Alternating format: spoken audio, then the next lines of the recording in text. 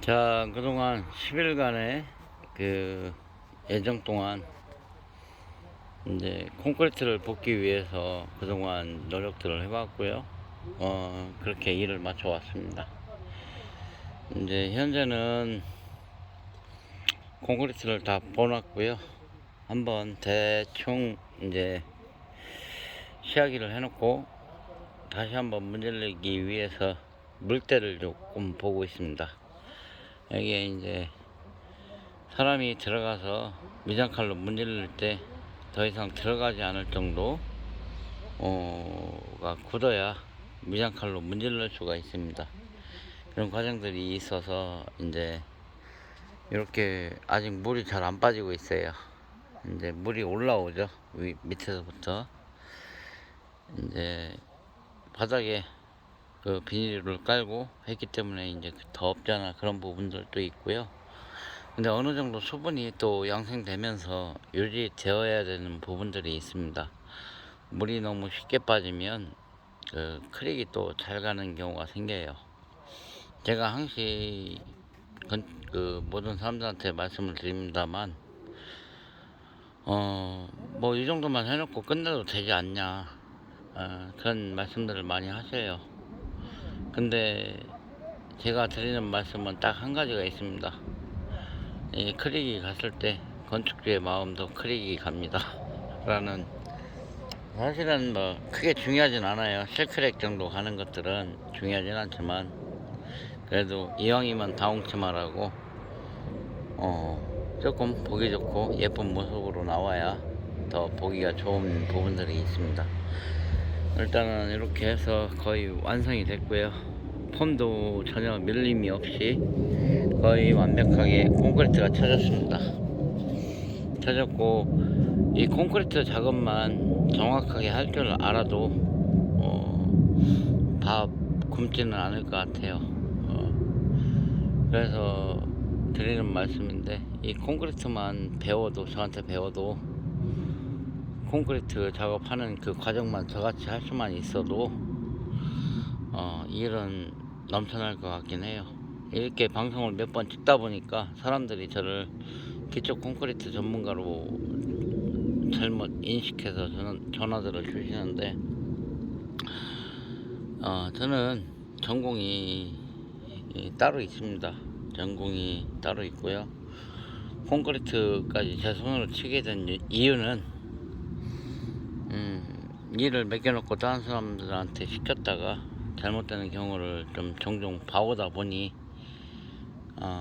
제가 가는 현장은 제 손으로 치는 게 맞겠다라는 생각을 해서 이제 그렇게 생각이 들어서 이제 하는 것 뿐이고요.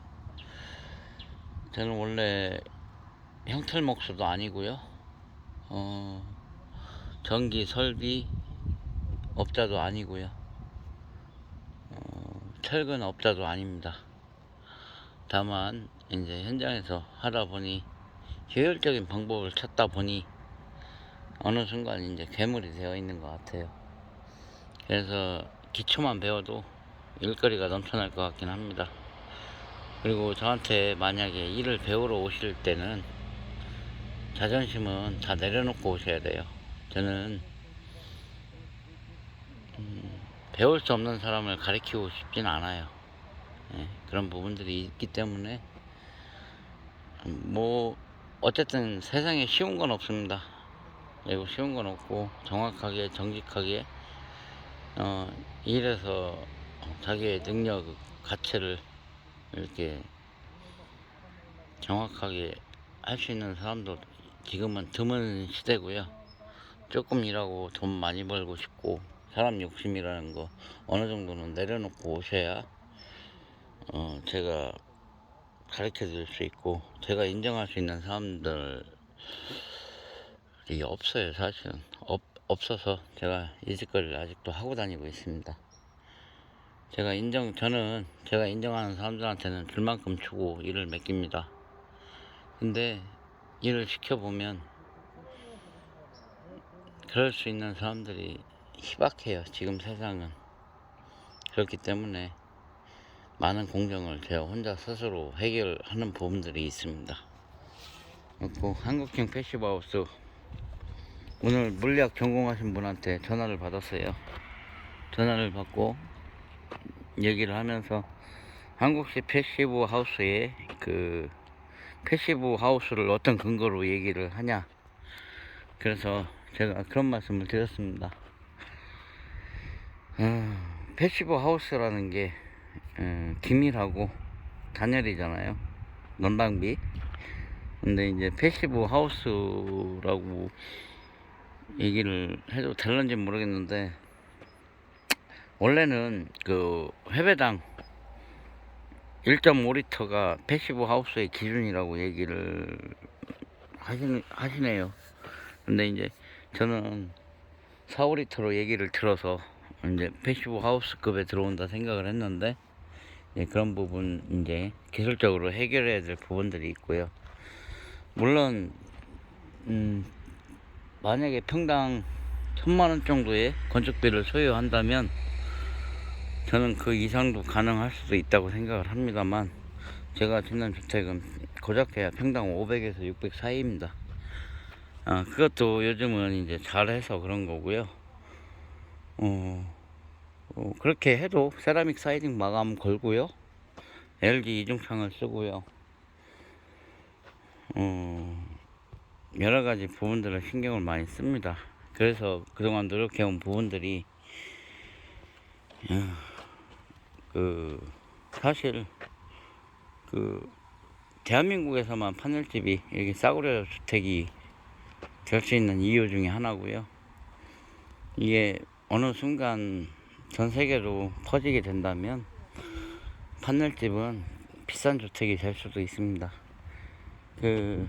제가 전에도 말씀드렸다시피 하와이에서 그 현업을 종사하시는 분께서 얘기해 주시기로 목수 일당은 30만원인가 35만원이래요 아직도. 그러면은 대한민국 목수들이 더 많이 받고 있습니다 지금 현실은, 미국 목수보다. 근데 미국에서 용접사들은 60만원을 줘도 와서 일을 할지 안 할지를 구하기가 힘들다는 얘기를 하세요.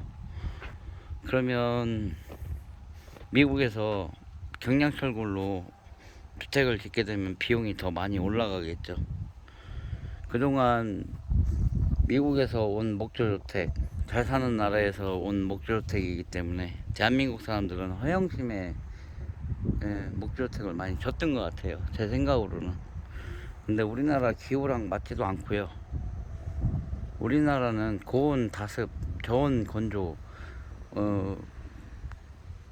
목조주택의 나쁜 영향은 다 갖고 있는 나라 중에 하나예요. 그리고 이런 이상기후가 전 세계적으로 앞으로는 더 많아질 거기 때문에 판넬주택이 이제 빛을 한번 볼 수도 있습니다. 대한민국에서 시작했지만 이제 전 세계로 이상기후가 되면 판넬주택이 더 좋은 주택이 될 수가 있어요. 그래서 그때까지 뭐 제가 살아 있을지는 모르겠지만 내용으로는 그렇습니다.